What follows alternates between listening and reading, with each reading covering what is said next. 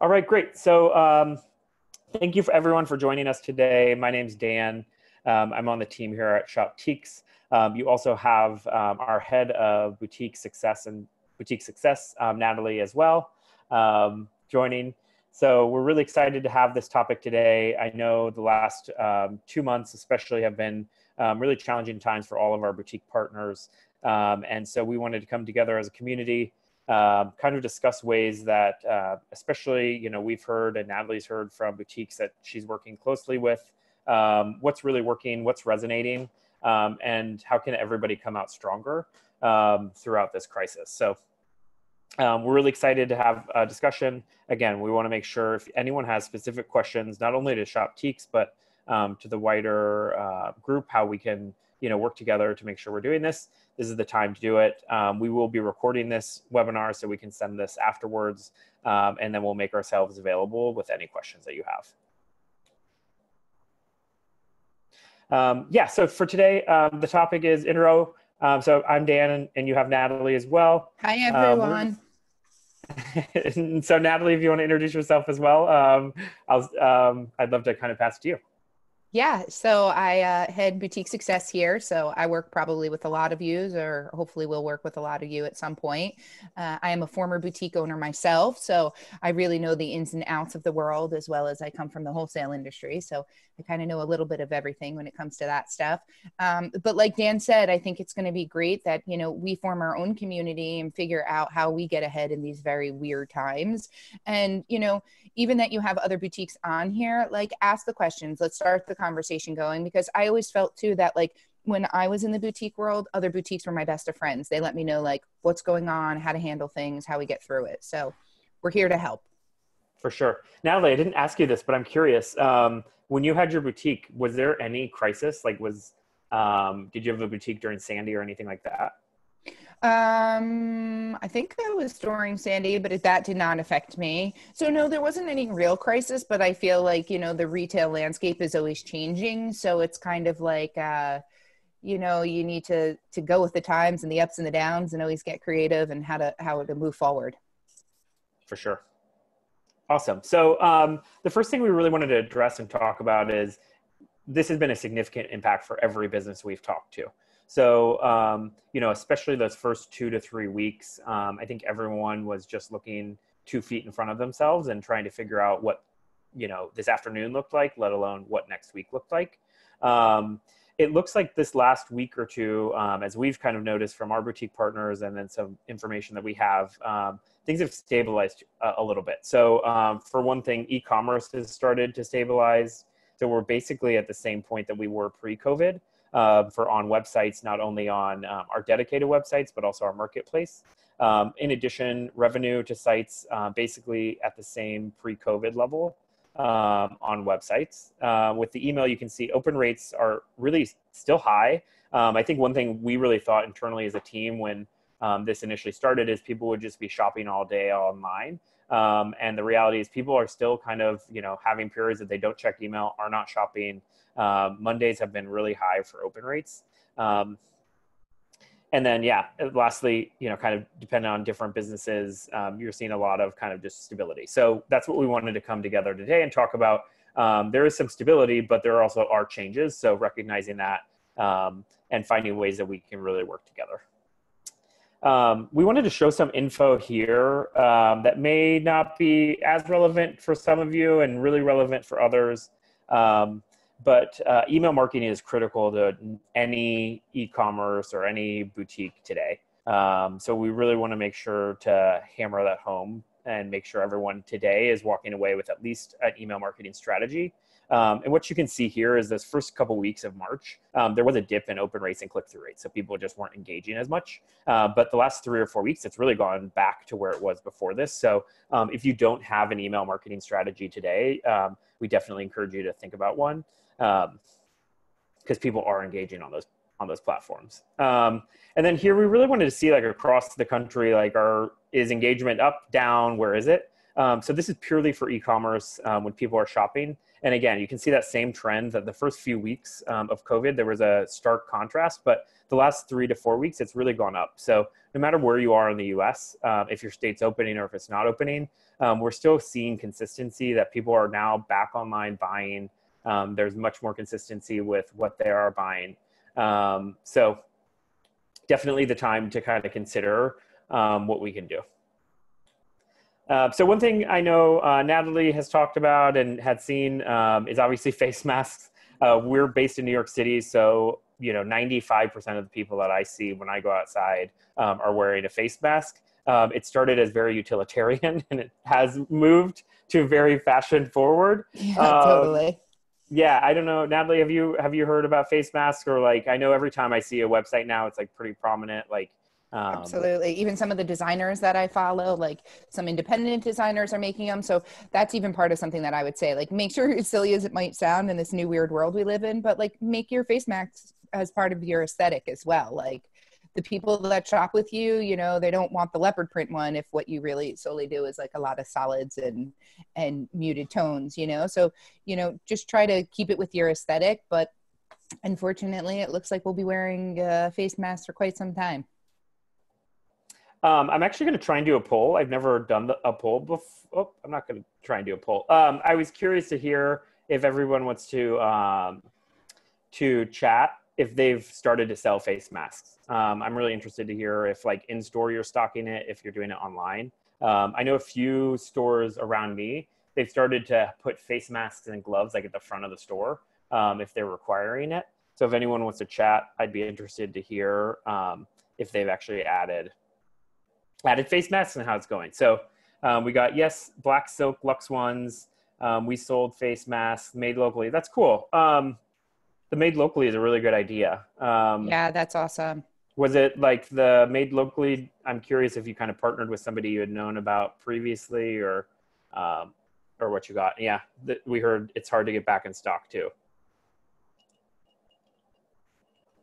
That's awesome. So it sounds like Teresa had a client made mask locally. That's a fantastic way to engage the community. And I love Stacy that. says that they're making them in-house to match the current collection. That's really cool. That's awesome. What did you do, Natalie? The first weekend I attempted to make a face mask and it was a bad. Oh my God, you're so good. I am terrible at things like that. Like literally, I'm so bad at things like that.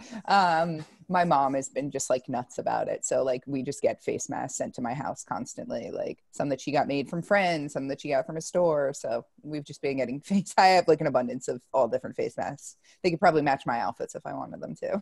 That's awesome. Yeah, the thing I just read an article like a week ago that you're supposed to wash your face mask every day. So then we do. Was like, oh, I need like 3 or 4 face masks to be able to like rotate. Yeah, we do wash them, and then I put them out in the sun too. That's smart. Oh, that's nice. Since Frida Hospital is so happy to support her. That's great. I love that. Yeah, disposable ones. That's what somebody else that I was on the phone with, I think yesterday, was saying, which I thought was a great idea, and most of you are probably doing it, but that she's giving disposable ones for when they come into the store, because to enter her store, she wants all her clients to be able to feel comfortable so that everybody needs to wear a mask. I want to say she was maybe in Georgia. But anyway, but that she's also selling them too. So like cooler ones are being sold, but she does have disposables that she gives out. Yeah, that's a really good idea. Cool. So another thing that I had heard of, a boutique of mine does like custom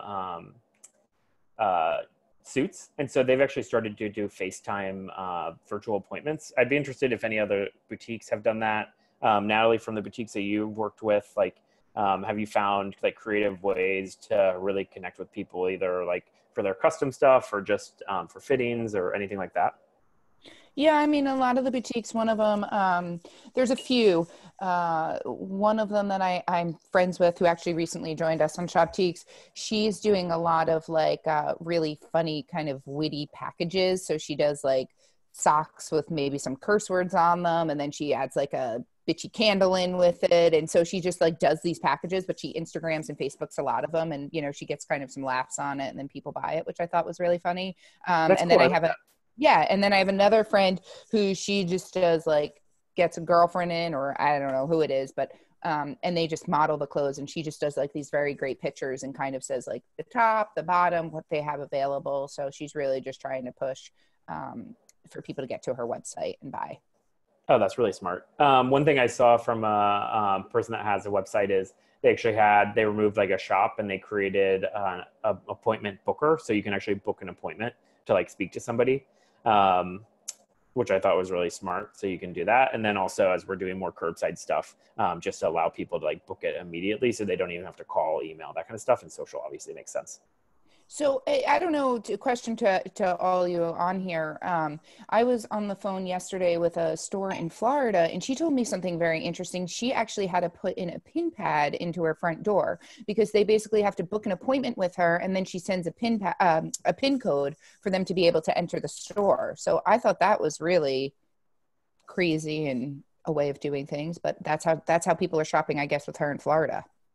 They had to do the pin pad for security or for like how many people were coming in? I guess for so many people to come in, like it's part of her appointment process. You make an appointment with her, you receive a PIN code, and then when you come in, you have to enter the PIN code to come in. I saw it at a salon too, and I want to say that the salon was also in Florida. But yeah, she was telling me, and again, being a former retailer and working with boutiques so much, I mean, I just feel like, there's obviously the expense in doing things like this. Yeah, absolutely. I'd be curious if anybody if you want to put in the chat too, if you want to put yes or no, if you've been able to open your store. Since we are in New York, we work with boutiques nationally. And then we, on our marketplace, connect with 35 countries. Every kind of county, it sounds a little bit different. Like I have a store in Florida that they have 3 locations, and one location's able to open, but the other 2 aren't because they're like local community hasn't allowed them to open. So if people want to put into the chat, like if they've been able to open their store yet, be kind of curious. Not open in Chicago.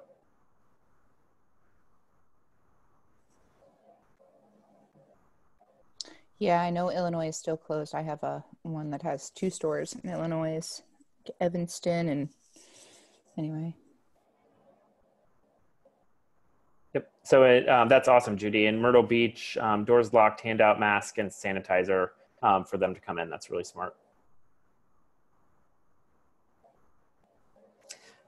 This was a really cool idea that Natalie, in one of her boutiques that she works with, was talking about. So I'd love to hear like more about this open air market.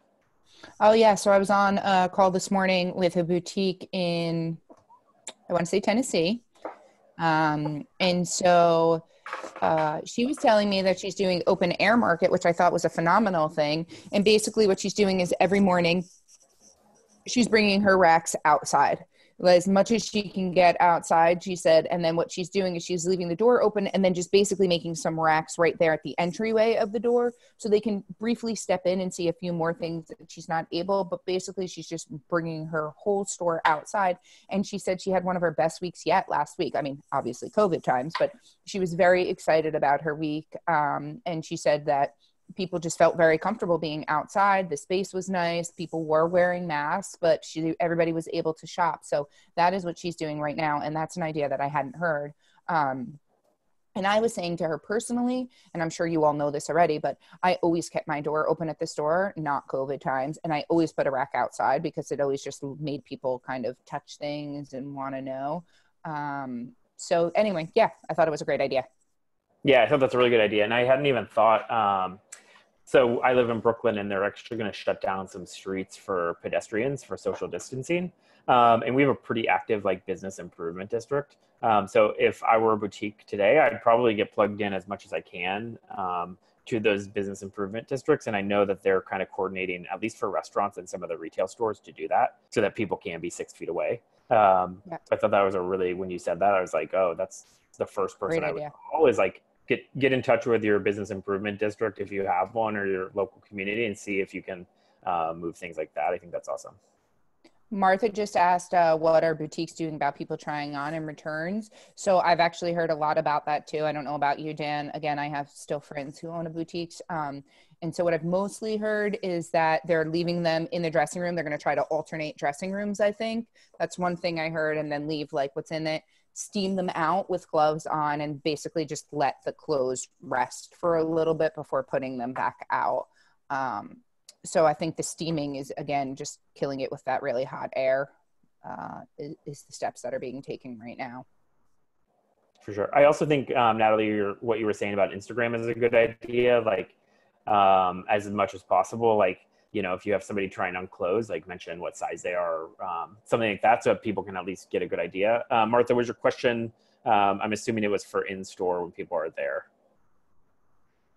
And then Lori mentioned ozo generators. That's smart. To like circulate the air. I hadn't thought about that. Yeah. And Martha, I think same for returns. I heard with people, it's the same thing. They're just going to kind of keep them away for a few hours, steam them, kind of let, I guess, the germs be removed. So that's what I'm hearing. Oh, cool. Very cool, Lori. Thank you. I haven't heard about an ozo generator, but yeah, for everyone not looking at the chat, Lori had mentioned an ozo generator. It sanitizes the air and the items. That's a great idea for in-store. Natalie kind of talked about this a little bit, but one of our boutique partners was doing that, like gifting. So here's an example of actually selling on their website, and putting those gift kind of baskets together. Yeah. And Natalie, you and I were chatting before, but like if this were your boutique or you were in a boutique now, like you had mentioned, like maybe partner with a local florist or something like that. Like any thoughts from so that's like another thing that again, another friend of mine did for Mother's Day, but I think it can be relevant across the board. And again, being a former retailer, I'm sure you all know, like your community becomes very close and you partner. I ran my neighborhood association when I had my boutique, so we partnered with everybody on my street to just do events or whatever. So a friend of mine for Mother's Day, she partnered with a local florist, and so she had the bouquets at the store for curbside pickup. And so when they picked up, they also got like a card and a candle from her. So you were supporting the local florist and their business, as well as her business. And I think she told me she sold over 100 bouquets. So that's pretty great for everybody, I think, across the board. But Dan was saying something like, even if you partnered with like the local wine guy, like here's wine and some, you have those really funny socks that say things like, I used to work for a company, it'd be like wine and cheese socks, or, just kind of make things up to take the thought out of it. I'd sit in wine and cheese socks and drink my bottle of wine, I think. Yeah. And like I've heard, I think flowers are still doing exceptionally well from like that perspective. And then wine obviously is still selling well. So if you can partner with somebody in your area and like kind of package this stuff, I know that makes it a lot more fun and is a really good way to obviously get your name out too. And again, I mean, I think like anything, you always need creativity in when you're a retailer. There always needs to be creative ways to get out there and compete and be in front of people. But like, you also probably just need to position yourself differently. Like people now are spending a lot more time at their house. So sell those candles, sell those little pieces of art, sell those wine glasses and things of that, those books or notebooks, or, those are the things that people, unfortunately right now, at least where we are, is we've been stuck in the house for 8 weeks. So I'm not really dressing up much more than this. So, it's just repositioning yourself. Yeah. But the tumblers, all those sorts of things, yeah, like, are at home, and even like coasters, right? Like I'm using coasters and so much more because I'm at home and I have like 5 drinks when, I have water and coffee and all of those things that like when I'm used to being in an office. Totally.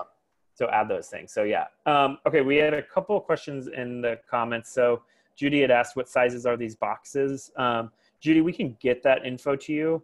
I'm assuming they're Uline, would be my guess, but we can reach out to the business owner. And then Martha had asked, is anyone requiring gloves and a face mask in store for clients and staff?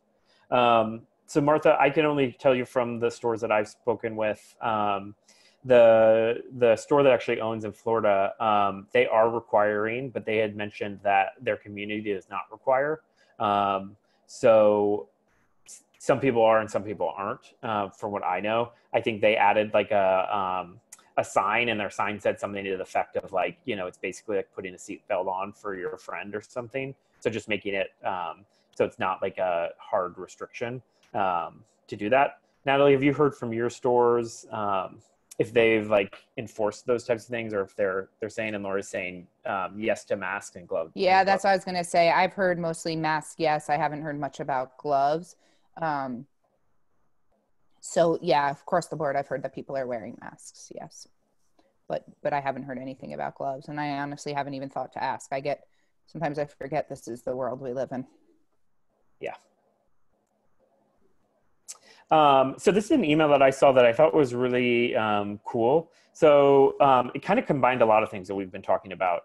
It's obviously selling on social. The second thing is kind of coming together around a cause. And then the third is like utilizing tools. So this store is actually doing a virtual happy hour. And while they're on that happy hour, they're doing like an Instagram sale.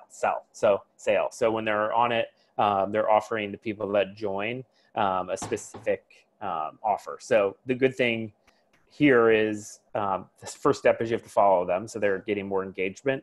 The second step is they're getting people to kind of come together. And the third thing is they're obviously providing like not only fun and, community aspect, but also a way for people to kind of come together and sell. So I just saw this and thought this was a really good idea that it's great.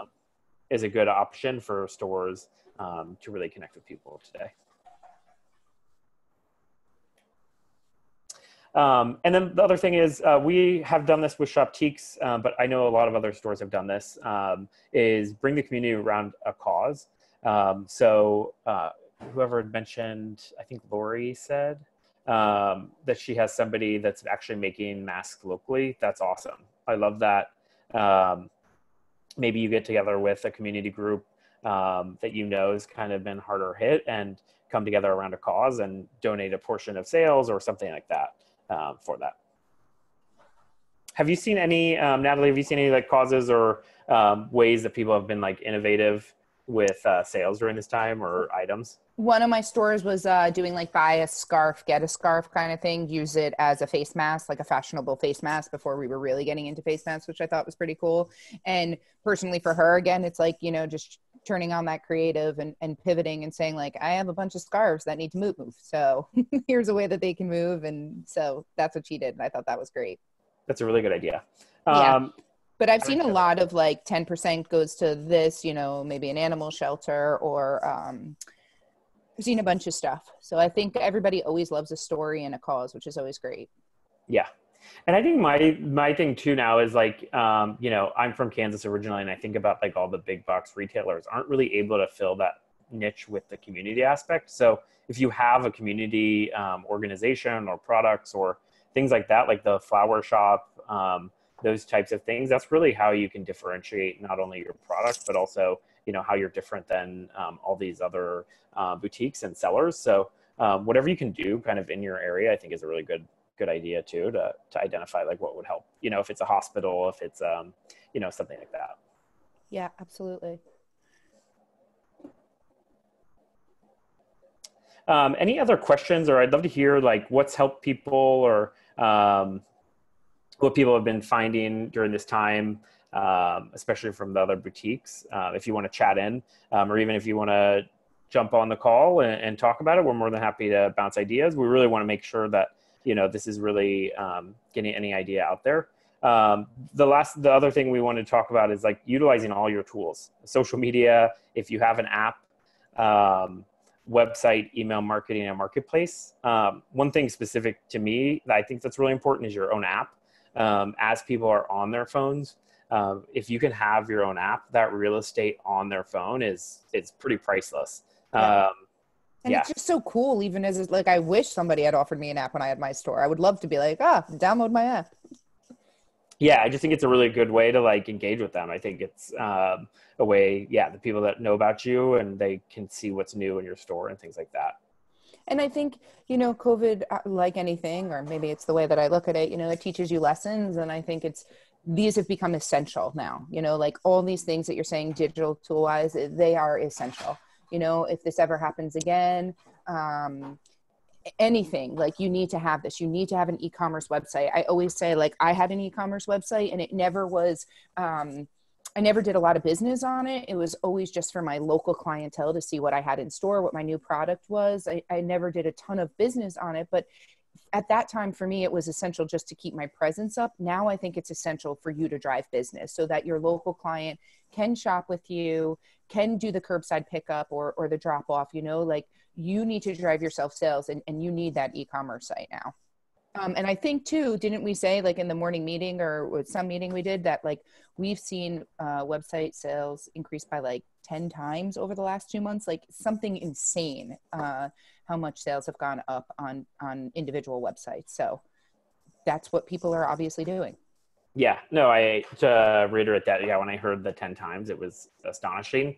And I think the biggest things are like, it oftentimes is an easy thing to like let go off your list. And now, like you said, Natalie, is like, it should be absolutely number one. And so all of your inventory should be on there. All of your content and info should be up, Yep. Get it up to speed. So that's our biggest kind of piece of advice, or I've even heard from boutiques that I've worked with that like, similar to you, Natalie, they were like, yeah, I had it up here, you know, I probably did 5 sales a month. And now I'm doing 3 or 4 orders a day. Yeah. Because of that. So definitely encourage people as much as possible. Yeah, I probably maybe did 3 to 5 sales a month on my website, but I think now more than ever, it's about a presence, and now it's a stronger presence. And again, you know, I think a lot of times people get discouraged that like, oh, your website, nobody's really going to see it. Your website should be for your local clientele. It's their way of finding you. That's really the way you should position it. Those that already shop in your store and love you and know your aesthetic and what you sell, that's who your website should be for. We have a question, I think, on the chat. Trisha, you said, how do you do an app? I think there are a few tools. I know we have one at Shoptique, so we can have somebody connect with you, Trisha, about an app. But I think there are a few other like solutions. But I do know Shoptiques, you can actually have your own like white labeled app. Like a full custom app with your logo and stuff. I thought it was one of the coolest things when I joined. I was like, listen, I want that. Yeah, if you go to the App Store and like you type in your boutique name and be able to have that, I think it's phenomenal. Yeah, it's really, really cool. It's pretty different. Anybody else? Any other questions?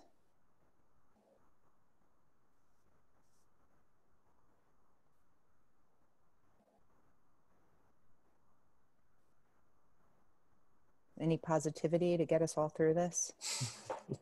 Well, I'm positive the sun's out today, Natalie. So I'm like, that's how I feel too. It's a great day. The sun is out, the weather's nice. And like everything else, this too shall pass, right? I mean, yeah. And as I like even kind of preparing for this, as I started to look at the statistics, like it was encouraging to see that there's been like some stabilization. Nothing feels normal today. Like right. In my life. But at least to see that like, okay, there's not the erratic patterns of like buying and like huge sales online and deep discounts, I think is a really, really encouraging thing. And as stores kind of open up here, I think we're just going to see more of that. And I think my biggest thing is, you know, how can you really connect with your community to be stronger throughout this whole process? So absolutely. And I say it to a lot of the boutiques I speak with. I think that, you know, I hope and think that society is going to realize that the small businesses are really the foundation to our society, because that's what I miss the most. I miss going to my local restaurants and coffee shops and stores to shop. I don't miss Target, and Target's really the only big one I go to, but I don't miss things like that. It's really all the small stuff. So I hope that when this is all over and we're all allowed back out, that you will just see a huge influx and abundance of people really appreciating you and what you do for our world. I think we have a few more questions, Andrew. Yeah. How do you suggest we drive sales online, from Rita? So Rita, I think there's a few ways to do that. I can answer first, Dan. Yeah.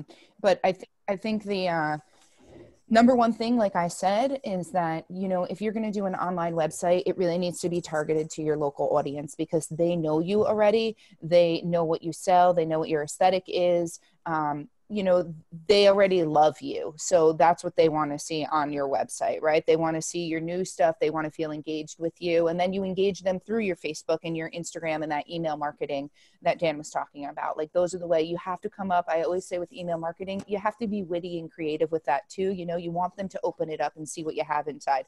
Don't make it too lengthy. Don't write a paragraph to them, just something funny and that's eye catching and going to get them to engage with you. So I think that's the way that you can drive sales online. And then obviously something like a marketplace, like a Shoptiques, that drives different sales. Like I always say to the customers, when you have a Shoptiques, that drives like to the more national market, right? A larger audience. And so that we drive that on our own and our marketplace, as well as other marketplaces, right? That's their job. But for you, for your own online e-commerce, it really is to be focused on that local clientele and just having them still engage with you like they would if they were walking in your brick and mortar. Yeah. And I think that's all great. The thing I hear often is like really knowing your customer, and the stores that are selling well have a good idea about what brands they can carry. Oftentimes brands get searched more than like individual stores. So if you kind of have some niche brands that you know people come in your doors and they're looking or requesting or talking about, those are the things that should be the first things up to make sure that you are selling, because that's going to help obviously with searches as well. Absolutely. Great. The next one is, how does a boutique compete with designer going on deep discount for spring when our store is not open? I mean, I think that's always a problem in the retail landscape. Like you always have the bigger guys going on discount and stuff. So you always have to find your way around that. That being said, I think that there's people that really like to boutique shop. You know, I personally don't like to go into a Banana Republic or a Gap. You know, I prefer going into a boutique. And so again, I think it's positioning yourself to those people and making sure, listen, of course you're going to pick up something here and there at the big stores, but you really want your wardrobe to be with your boutique. And so again, what Dan was saying is those designers that you offer, really making those who pushes your brand forward and your boutique forward. You know, you have that special something, you have the quality or the material or the on-trend fashions in that way.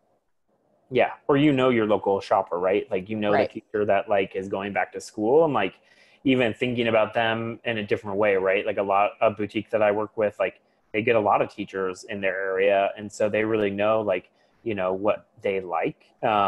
And thinking about like, okay, you're probably not going to be wearing the same things as a teacher that you would typically if you're may or may not be going back to school, but you're still going to need to look, you know, professional and presentable and things like that. So really tailoring it to them. And then the second thing I've noticed is I think the like deep discounts from the national retailers has kind of leveled off. I feel like 2 weeks ago, 3 weeks ago, it was like crazy sales. And so I'm hoping, and it seems like the next kind of phase of this is they can't do that forever. There's just no way. So I think as much as you can kind of focus on that customer, the better off you're going to be.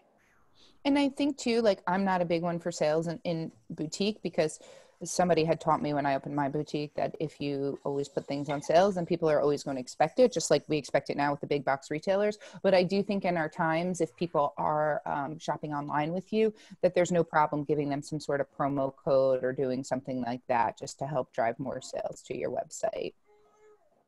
Sorry if you all hear the baby in the background. The other thing I would say with the discounting is I'm not a discount shopper, but I do also think people want to feel like they're getting something like special or extra. So if that's a loyalty program that you run, or a store that I've worked with does like a Tuesday text club that like her VIP customers, she texts them like, I got new a shipment in and like you get a 10% off. Oh, that's a great idea, Dan. I love that. Yeah, I thought that was a good like personal thing. And I don't think it's oftentimes about the percentage off. Like, does it matter if it's 10% versus 50%? I mean, that's obviously a big difference depending on what the item is. But ultimately, like, it's, I think, really about like, does that person feel like they're getting something of value, or it's like special to them? So even these like gift boxes, maybe you put together like a really small gift box with like hand sanitizer and things for your VIP customers. Like, things like that just kind of set you apart and are a little bit different. And I feel like if I'm a customer and I walk away and I'm like, oh, that boutique went the extra mile, or because I've gone there and I'm a value customer and I got a gift card during this time, they gave me extra something. I think is a nice Yes, thing and a good great. idea. So more to this question, Did you're we have another asking question, Natalie? specifically, like you have the merchandise in. Yeah, yeah. If we have the merchandise in, The like how joys do of you have the working from price? home, Are Natalie. you talking It's fun. designer? I know. It's nap time. He's leaving. He's in the next room. But anyway, so are you specifically My sister talking has a like one and a designer half year old to too. designer? Yeah, he's almost one, and anyway, it's nap time. So sorry, everybody. Are you speaking about the specific designer? Like, are you carrying designer A, and designer A is also being discounted in the big box retailer, or are you just talking in general? I think I just need clarification on that question.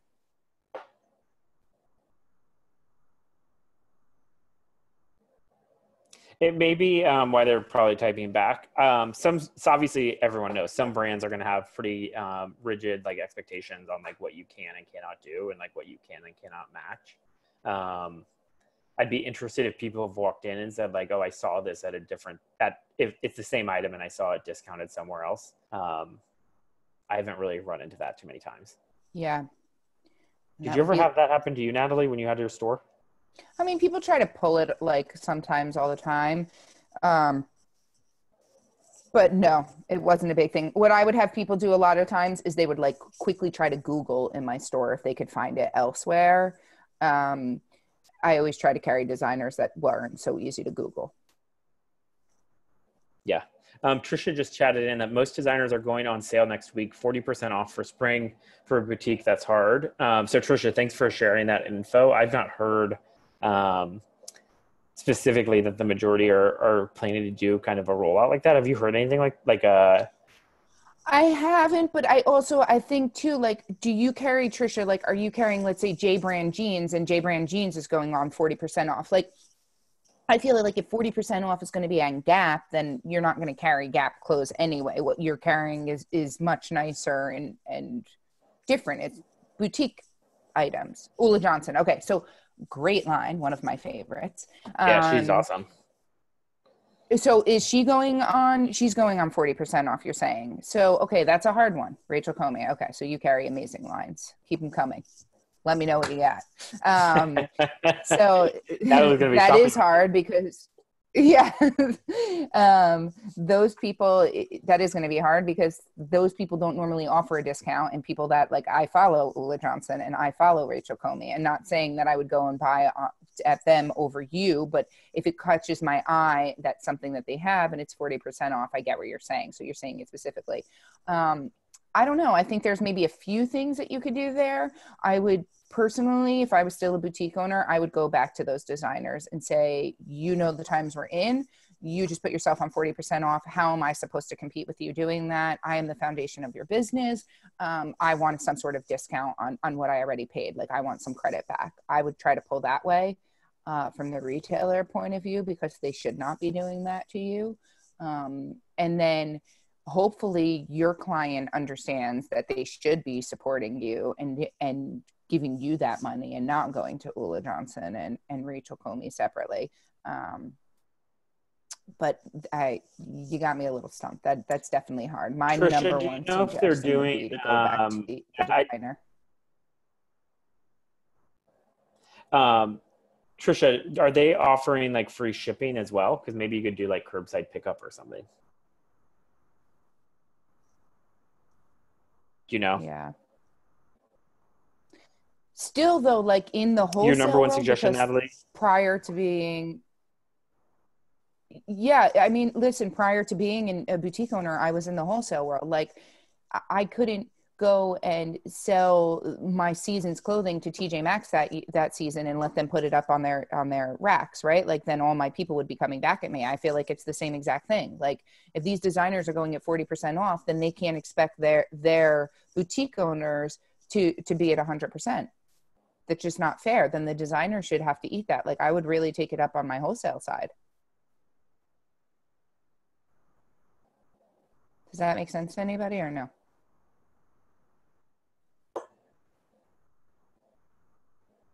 And then we had a chat in with Stacy. As a designer, I'm not agreeing to markdown. A Okay, handful of that's my great. stores are asking and pushing as they are now 25% off spring and plan on 50% off in June.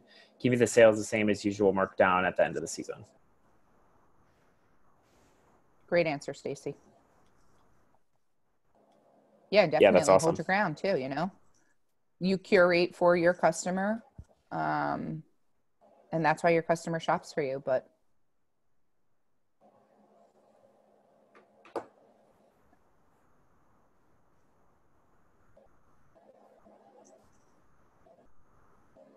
For sure. So this is great info, not only to know like about the discounting, but also kind of ways to position it. What other questions or what other questions can we answer for you? Especially having Stacy, the designer, chime in is awesome. So while we're all together, I would love to hear any other questions or challenges that you're facing. We're all probably facing the same ones. So how can we kind of work together? So Kelly just typed in, how do we handle customers wanting to try on clothes and also returns? I know I joined late, so it was covered. Natalie, do you want to grab this one? How to handle returns and customer returns? So Kelly, we did go over this, and what a lot of people are saying for both try-ons and returns is that they're basically going to let the clothes sit a little bit, steam them out. Somebody mentioned an ozone, what was it called, generator, which sanitizes the air and items. You can get it on Amazon. Enerzone on Amazon, I guess. Enerzone on Amazon. But most of the boutiques that I have spoken with, that's what they're doing. If somebody tries it on, I've also heard that they're going to kind of switch off fitting rooms. So fitting room 1, and then they'll leave those clothes in there, and then let somebody in fitting room 2, and so on and so forth. And then they'll steam out those clothes, kind of air them out.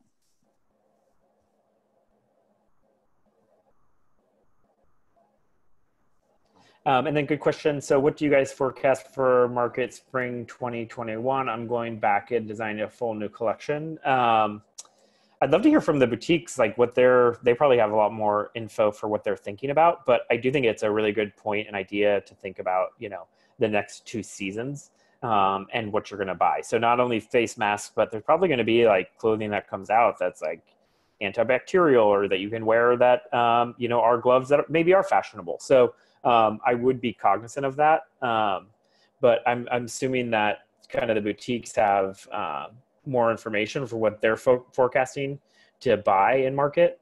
I don't know, Natalie, if you have any insights or what you think about that. The only thing that I've been reading with the designers that I follow is that they're going to try to get away from such seasonal fashion and more as like, as well as like such fast fashion. So I'm not quite sure what you designed, Stacy, but kind of like more on your creative palette and what you're seeing, and then putting that out, not just like so rigid and seasonal, and this is when we need to design and this is when we need to get it out. So that being said, I'm hoping that 2021 is a little bit more normal. Yeah, thank goodness yours is more year round, she says, so that's great. Yeah, I mean, like anything, you probably just introduce some new prints or styles, but yeah, I'm hoping we get a little bit more normal by 2021. I want to get dressed up and buy new clothes. We will. Natalie, I'm confident. I will start dressing up. We'll be in the office together. We will be wearing like normal attire. I want to thank all of you. I actually put lipstick on today for this, so it feels really good. I'm a little normal. I don't know. Yeah, Natalie and I like can't even go to happy hour together. It's just, it's a crazy world. Yeah.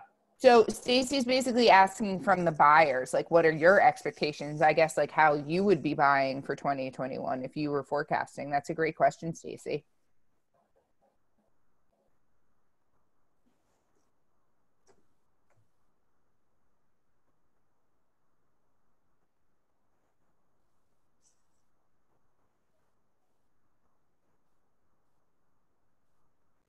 Stacy, we'll probably crowdsource a few things, and then I know that I believe Lori or Judy had asked about the boxes from YNI, so we can get that for you. And then someone had asked about an app specifically when we were touching upon that.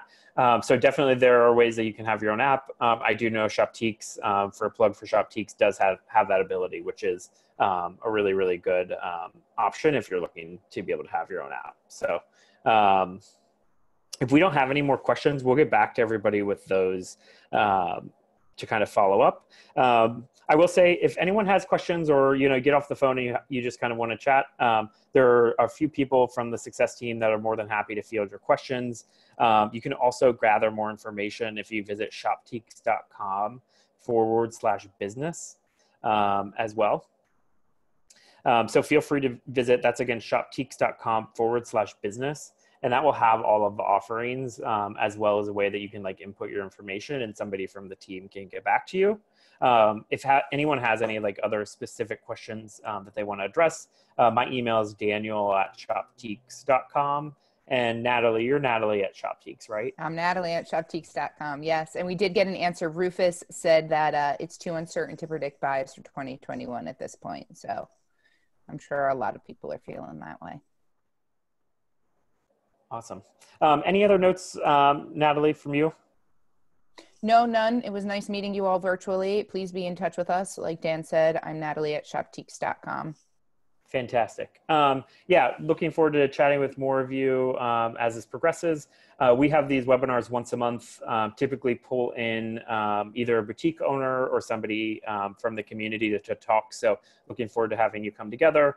We'll be sending this out as well as a survey to gather some information on what would be really helpful from you. We want to hear from all of our boutique partners, how we can be of a resource for you. And if that's a partner, if that's another vendor, or if that's someone to bring on, we want to make sure that we're providing content that's helping you all. So you'll see a quick form from us. Other than that, this has been fantastic. That's great. Yeah, thank you all for attending. Be well, and I guess this too shall pass, right? We'll all get out of this together. Exactly. Well, thanks so much, and we'll see you next time. Bye. Bye. You did a great job.